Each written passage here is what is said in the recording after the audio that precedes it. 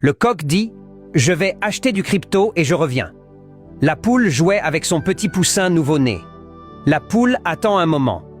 Elle regarde la route sale depuis la porte. Le poussin dort dans la paille. Le soleil commence à descendre. Le coq ne revient pas. La poule est très inquiète. Elle couvre bien le poussin et marche vers la boutique du village. Là, elle voit son coq. Un autre coq lui dit « J'ai vu ton mari monter dans une voiture et partir ». La poule part triste et silencieuse. Elle retourne lentement au poulailler. Le poussin bouge beaucoup. La poule s'approche, le couvre avec ses ailes et dit doucement « Ne t'inquiète pas mon petit, maman poule va prendre soin de toi ». Cette nuit-là, la poule prie « Seigneur, donne-moi la force de prendre soin de mon poussin et de continuer ». Depuis ce jour, elle se lève très tôt avant le soleil.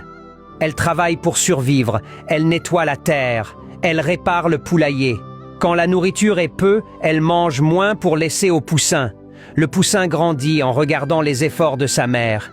Il apprend à marcher bien, il apprend à chercher la nourriture seul. Il accompagne sa mère à la campagne. Avec les années, il commence à porter des sacs pour vendre au marché du village.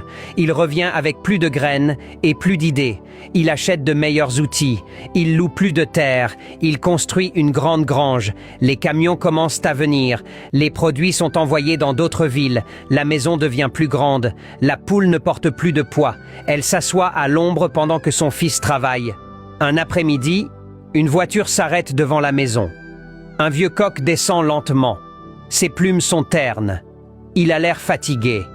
Il marche vers la porte. Le jeune coq ouvre la porte. Il se regarde. La poule arrive derrière. Le vieux coq dit « Mon fils, j'ai fait une erreur. Je pensais trouver quelque chose de mieux dehors. Pardonne-moi. » Le jeune homme le regarde quelques secondes et dit « Je te comprends. » Le vieux coq lève la tête. Le jeune coq continue. « Si tu n'étais pas parti, peut-être que je n'aurais pas eu la force d'avancer. » Le vieux coq respire profondément.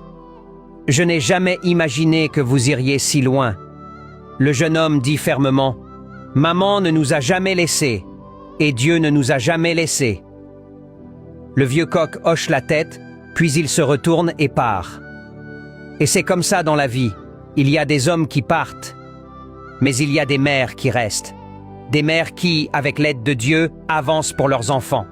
Des mères qui travaillent quand personne ne les voit, qui prient en silence quand elles ont peur. Des mères qui mangent moins pour que leurs enfants ne manquent de rien.